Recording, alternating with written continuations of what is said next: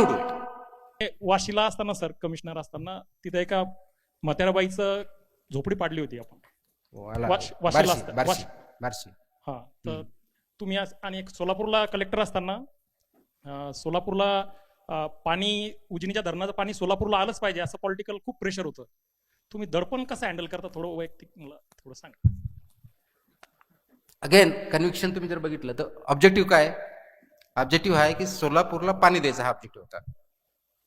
कायदा काय सांगतो की उजनी धरण 8 माई धरण आहे, म्हणजे मार्च नंतर पाणी सोडण्याचा प्रश्न येत नाही नियमानुसार आणि कायद्यानुसार. ऑफकोर्स प्रॅक्टिस वेगळी जरी असेल तर पण ऍक्च्युअल तो कायदा आहे का धरणच 8 माई आहे.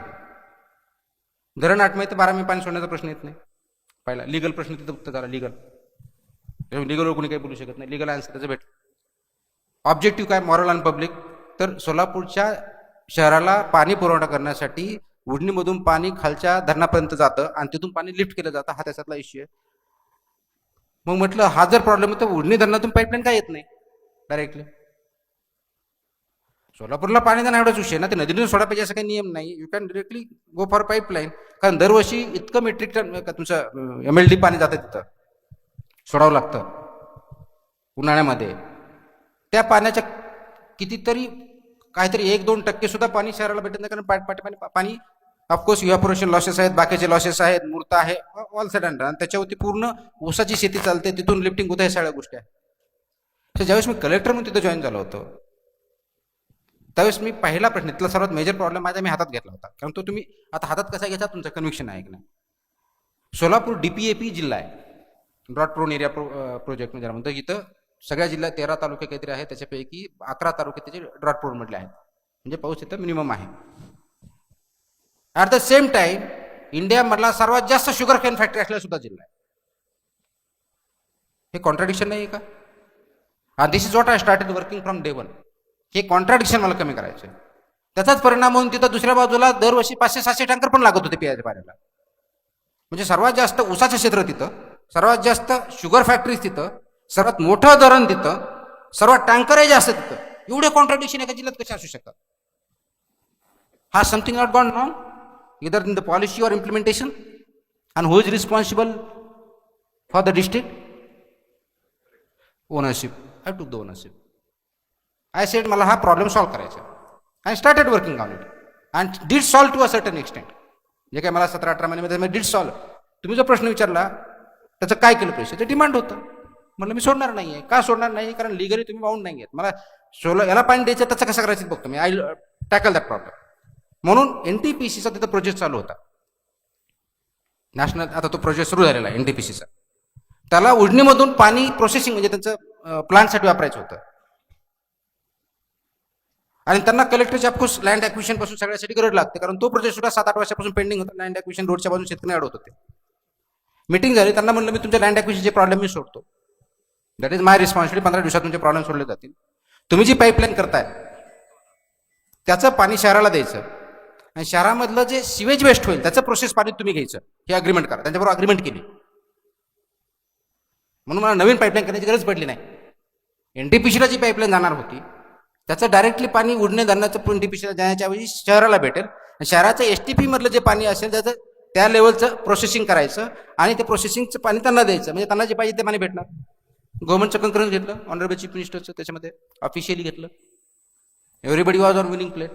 काम सुरू झालं, त्यांचं पाईपलाईनचं काम कम्प्लीट होत आलं. आणि इकडे हा प्रश्न आला, मला मी सोडणार नाही का, तुम्हाला पाणी द्यायच्या उदाहरण मी देतो. Then the politicians made huge issue. However of course तिथे शेतकरी होते. They went to high court. हायकोर्टाला मी दाखवलं 8 महिने 12 महिने नाही. हायकोर्टाने त्यांना फटकार मारले. Legally sound, public interest. आता प्रश्न असा आहे की प्रेशर, याला तुम्ही प्रेशरहून बघितलं असतं त्याला हातच लावायचा नाही.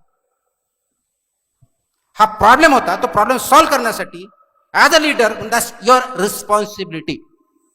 R you able to take that responsibility and ownership as a public servant is the most important question you have to ask yourself. If you are owning some project you have to think it through.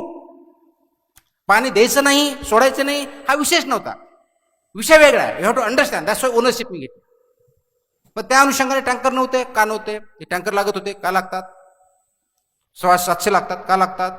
पाणी नाही, पाणी का नाही आहे? सोर्सच नाही. म्हणलं कुठे source नाही बघू आपण.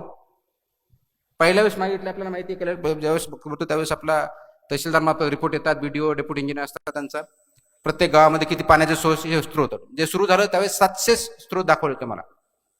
म्हणलं 1 महिना घ्या, ते 1200 झाले.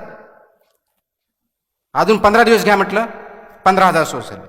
एक्झिस्टिंग होते, रेकॉर्डला नव्हते, रेकॉर्डला आणायला लावले. तहसीलदारांनी मिटिंगला आले की आम्हाला टँकर पाहिजे. म्हणलं ठीक आहे, किती एवढे टँकर पाहिजेत, तुमच्यापैकी किती जणांनी व्हिजिट केली? सगळ्यांनी केली. म्हणलं मी प्रत्येक गोष्टी होतं, किती दिवस व्हिजिट केले? नाही सर 8 दिवस द्या. 400 टँकरची मागणी 34 टँकरवर 8 दिवस तहसीलदारकडनंच. परत आले, किती पाहिजे? 34. कोणत्या गावात? ह्या गावात पाहिजे, एक्स गावामध्ये पाहिजे. म्हणलं ठीक आहे, किती क्षेत्र आहे? एवढं. बागायती किती आहे? 20 एकर. टँकर कशाला पाहिजे? गावात बागायती आहे म्हणजे विहीर आहे, टँकर कशाला पाहिजे? ओनरशिप. 15-16चा ड्राऊट होता, आठवत असेल तर तुम्हाला. ड्राऊटमध्ये 7 टँकर मी दिले होते, एकही चारा छावणी नव्हती. त्या ड्राऊट नंतर 15-16च्या म्हणजे 16च्या जूनमध्ये किंवा 15च्या जूनमध्ये पाऊस ज्यावेळेस पडला, वॉटर टेबल 1.5 मीटरनी वाढलेला होता. So it is not just release of water, it is whole water sector and responsibility. Pressure कधी असतं त्याच्याकडे प्रॉब्लेम म्हणून बघितला असतं, अपॉर्च्युनिटी बघितली तर इश्यू मी ओनरशिप करतोय म्हणून.